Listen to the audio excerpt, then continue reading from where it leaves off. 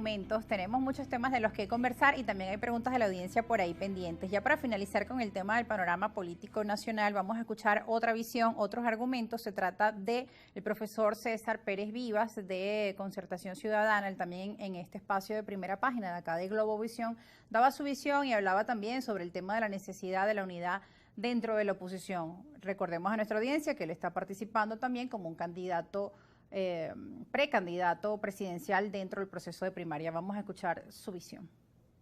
Lo fundamental para nosotros es entender que estamos yendo a un proceso, en una situación que no es de normalidad democrática. Y en consecuencia, lo que debemos tener claro es la concurrencia al proceso electoral. Nosotros vamos a las elecciones del 2024. Aunque todos nosotros podamos ser inhabilitados o encarcelados, como hizo Daniel Ortega en Nicaragua, la oposición venezolana debe tener un candidato unitario. Lo que tiene que quedar claro para la nación venezolana es que nosotros vamos a las elecciones, que vamos a tener un candidato unitario y vamos a derrotar a Nicolás Maduro a pesar de toda la estrategia de desmoralización y de división que adelanta el gobierno. Maduro tiene una estrategia de dividir a la sociedad democrática, ya tiene en la escena a algunos actores que aparecen como opositores. Nosotros somos independientes, no somos ni del gobierno ni de la oposición. Mentira, son caballos de Troya. Y además no podemos ponerle una sola cabeza al gobierno en la mesa, porque el gobierno anda viendo cómo hace para rebanar todo esto y para quedarse Maduro solo, porque no estamos, repito, en una situación de normalidad del Estado de Derecho en Venezuela. Si hubiese una normalidad democrática, no había necesidad de hacer primaria, no había necesidad de que factores políticos diversos concurran a un proceso. Nosotros tenemos que unificar a los que queremos el cambio para poder devolverle a Venezuela la esperanza. Bueno, escuchábamos allí, diputado Luis Augusto Romero, la visión del profesor César Pérez Vivas, quien participa dentro de este proceso de consulta primaria de la plataforma unitaria. Él comparte con usted la visión de lograr pues unidad, de lograr un cambio para el país, pero dentro de su discurso pues también habla de sectores que se califican independientes, a los que ellos señala como un caballo de Troya. Y esto se lo comentábamos en el primer bloque, de cómo muchos sectores están viendo estas diferencias dentro de los grupos de la oposición y muchos se preguntan, bueno, ¿quién es entonces la verdadera oposición en nuestro país? Entonces, más allá de que se estén uniendo para lograr ese cambio que ambos están profesando, vemos que hay muchas diferencias dentro de grupos de la oposición. Bueno, a César, a quien conozco y respeto mucho, un demócrata sin lugar a dudas, fue gobernador del Táchira en una oportunidad, militó en el partido COPEI durante muchos años, un dirigente formado en la Cuarta República, con mucho mérito, por cierto. Pero César comete el error de descalificar a un sector de la oposición que no se anotó en esa ruta fallida que va a terminar siendo la primaria. Y cuando César descalifica y habla de caballos de Troya, termina repitiendo el error que tiene el gobierno, que es que descalifica a todo aquel que no esté con la revolución. Es decir, César reproduce una conducta que le cuestiona al gobierno, termina siendo tan sectario y excluyente y además irrespetuoso con otros factores de la oposición que hemos defendido la ruta electoral desde hace 20 años. Y que no se consideran caballos de Troya. Claro, César acaba de regresar después de haber militado en el abstencionismo recalcitrante. Y yo por eso no estoy diciendo que César es un caballo de Troya. Entonces habría que ver a quién califica a él, ¿no? Yo no tengo por qué darme por aludido.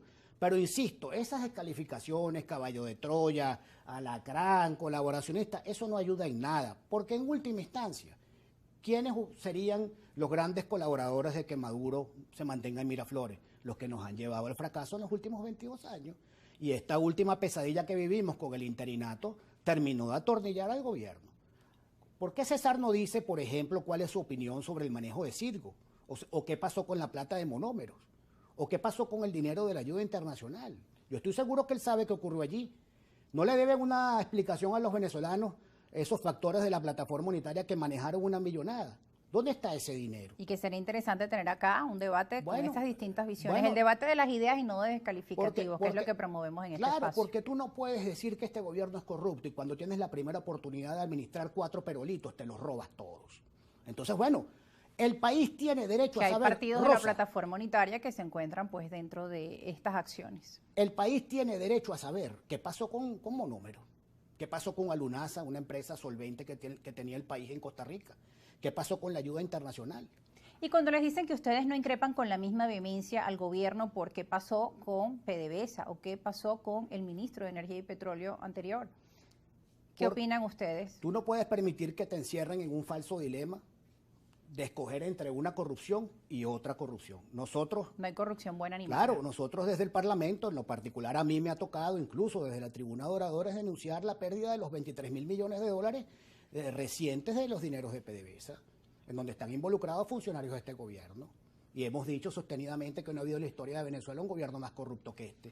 Pero eso no implica entonces que vamos a justificar la corrupción de monómeros. Yo me niego, y los venezolanos tenemos que negarnos a caer en ese falso dilema que tener que escoger, tener que decidir entre una corrupción y otra corrupción. Y esa es una de las razones también de fondo, Rosa, para completar el argumento, que nos diferencia de algunos partidos de la plataforma unitaria, que todavía hoy siguen lucrándose de bienes del Estado venezolano que están en el extranjero. Ahí hay diputados de la Asamblea del 2015, bueno, diputados entre comillas, porque ya el periodo de esa Asamblea feneció, que siguen percibiendo una mensualidad desde afuera.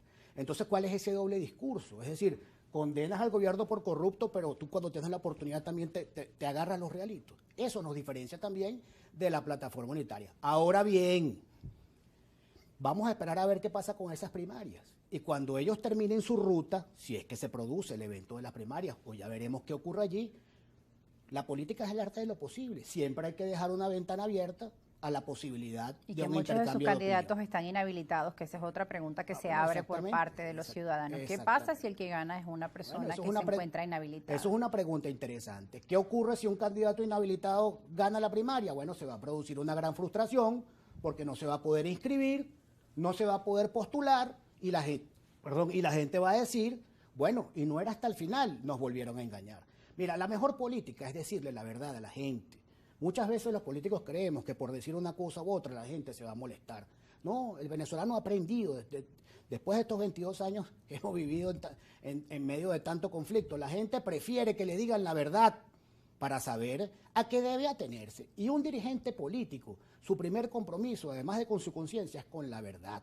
Y en última instancia con el electorado, con los venezolanos. Esa práctica de los políticos de levantarse en la mañana y ver el Twitter o ver el WhatsApp o ver una red X y definir qué es lo que van a decidir porque por allí va el clima de opinión.